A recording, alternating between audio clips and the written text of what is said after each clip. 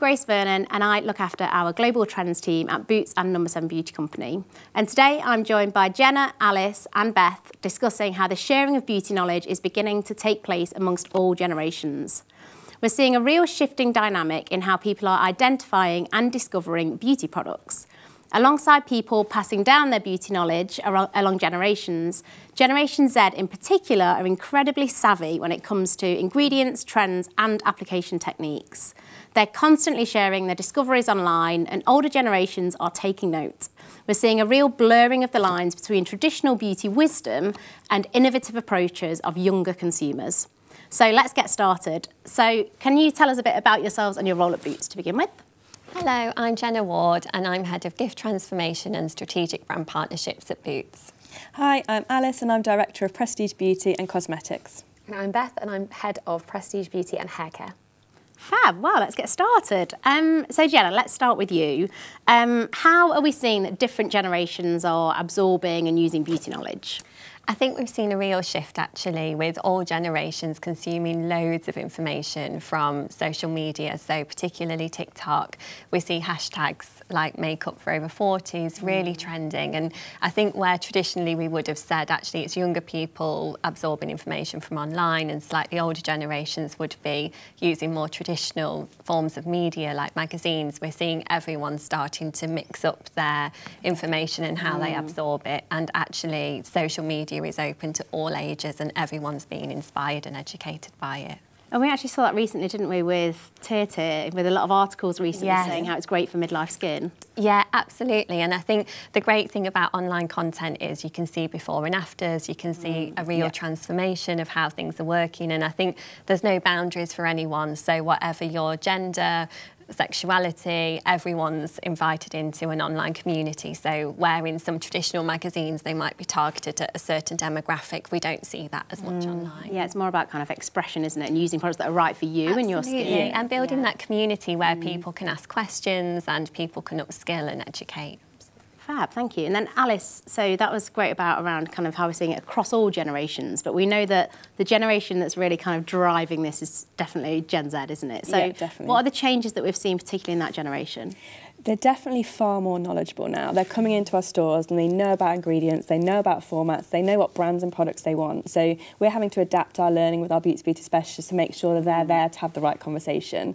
We're also seeing a really interesting trend of products that have been around forever coming back. So the Boots Rose Water and Glycerin is an incredible example of this. We launched this in 1911 and it's probably sat on the bottom shelf of the skincare category since in the same packaging.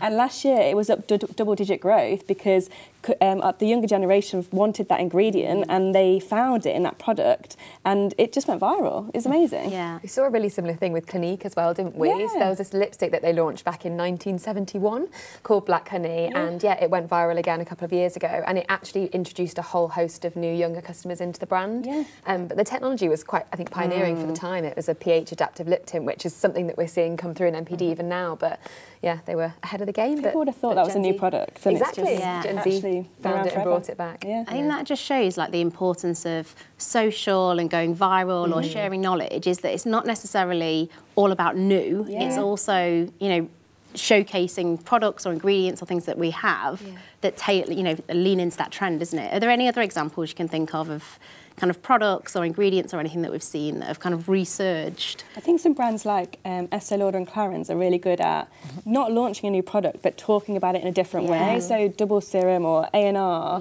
their formats might not have changed, but they're pulling out the ingredient that is most relevant at the time, and that means it's continued as kind of a hero product. Yeah, and they are always innovating as well. They do kind of update the technology slightly, but they don't have to do too much because the base product is so iconic and so strong. But they keep making sure that the product is the best that it can be. So yeah, it's a really good example. And by A&R you mean Advanced Night Repair, just to be sure. So we used to see kind of in probably our generation that beauty knowledge was kind of passed down, or we'd learn on the job. Like, you know, we'd put foundation on that was 3 shades too dark for us, and we'd have a line down our jaw. But now we're finding that, you know, with social media, people are much more aware and knowledgeable, as you've said. So do we see that this kind of passing down generations of beauty wisdom is still the case, or has that changed at all? I think it's really changed. We do see a lot of younger teens, pre-teens, really upskilling themselves online, and therefore they're passing information back up to their mums. And as we were saying, there'll be some cool products that mums are using that they're passing down. So the transfer of information is completely different. And I think there's something so lovely in that dynamic where, you know, everyone's learning together. And I think it just feels like a real shift from traditionally you might have gone into somewhere like Boots with your mum and she would have shown you what she would use, and then you have to find your own way. I think now there's such a community of people who are recommending the right products for younger skin. So brands like Bubble, we see getting loads of traction because they're kind for young skin but great formulations. And it was actually Nadine Baggott was saying the other day she'd actually tried Bubble Skin because it was great for her skin as well as younger skin. And I think those products that are really efficacious and really focusing on the right ingredients are, in a lot of cases, they're suitable for everyone. So we see that knowledge transfer working really well. Yeah, it's quite an interesting shift we're seeing, really, isn't it? On, you know, brands used to have a set target consumer that they were going after, whereas now it seems much more around kind of lifestyle and psychographics and what people are interested in, because skin is skin, and yes, it ages, but it's about, you know, if you have oily skin or acne-prone skin or dry skin, in a way, it kind of doesn't matter what life stage you're at, so you still have that kind of skin. So, as you said with Nadine Baggott, great example of, you know, a great product is a great product to use on your skin. So. And I think trend-wise, what everyone wants at the moment is healthy, glowing skin. So yes, ageing skin will have some specific steps in their routine that they need, but actually when most people are focused on skin barrier and getting a glow, actually a lot of those products can work for everyone. Definitely, yeah. Amazing, well, thank you. So thanks so much for our fantastic panel today, for telling us more about the trend of intergenerational beauty and how all the different generations are absorbing their beauty knowledge. We know one thing for sure at Boots, and that's that we have so much to offer in the space of beauty, no matter what your age, what your interests are, or what your beauty expertise is as well.